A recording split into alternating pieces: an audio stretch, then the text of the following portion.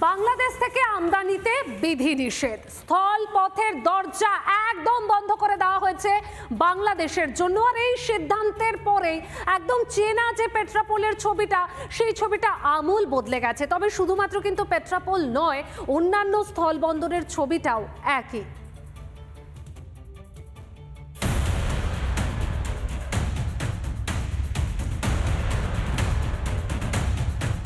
বাংলাদেশকে বাণিজ্যে ধাক্কা ভারতের। ভারত বাংলাদেশ সীমান্তে বাণিজ্যে বড়সড় ভূমিকা থাকে পেট্রাপোল স্থল বন্দরের।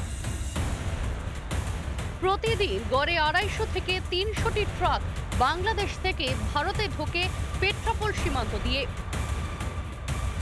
শনিবার কেন্দ্রের কড়া সিদ্ধান্তের পরই এখানকার রোজের ছবিটা বদলে গিয়েছে।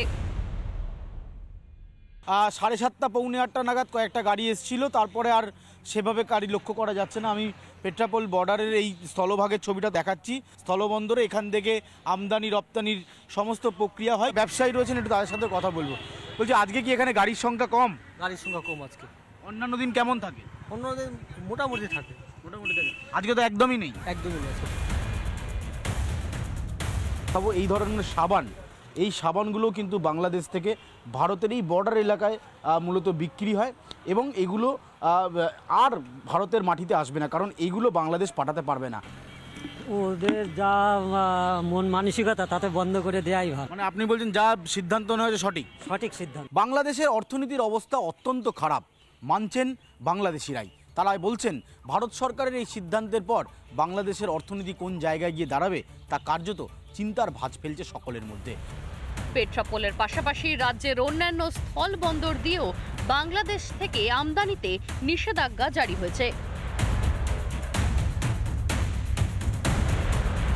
দাদা, বাংলাদেশের সাথে তো ব্যবসা বন্ধ হলো, কি বলবেন? আমাদের ক্ষতিপূরণ দায়ীর জন্য এটা সরকার, আপনাদের সরকার দায়ী। তাহলে এখন আপনাদের সরকারের মতো অবস্থায় দায়ী, আপনারা কি করবেন? এখন তো সরকারের বিরুদ্ধে কিছু বলবেন না? দেখি কি করা যায়।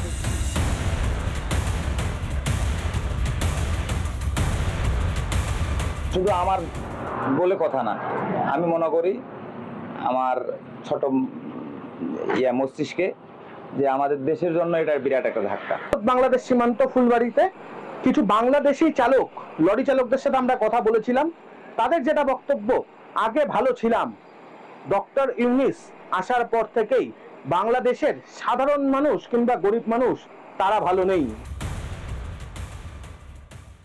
আমাদের বাংলাদেশ থেকে যে ইম্পোর্ট করা হতো রেডিমেড গার্মেন্টস, মহাদীপুর সহ অল বাংলাদেশের সঙ্গে যে উত্তরবঙ্গের সব বর্ডার দিয়েই রেডিমেড গার্মেন্টসটা বন্ধ করে দেওয়া হয়েছে। প্রতিটা মূলত বাংলাদেশেরই হবে। নতুন করে আর কোনো পোশাক আমদানি করবে না সম্ভবত ইন্ডিয়ান সরকার, এটা মোটামুটি আমরা লোকালি জানতে পেরেছি। রিপাবলিক বাংলা। নানা ধরনের কন্টেন্ট দেখার জন্য লাইক করুন, শেয়ার করুন আমাদের ফেসবুক পেজ, সাবস্ক্রাইব করুন আমাদের ইউটিউব চ্যানেল। পাশাপাশি অন্যান্য ব্রেকিং নিউজের জন্য অবশ্যই চোখ রাখুন রিপাবলিক বাংলায়।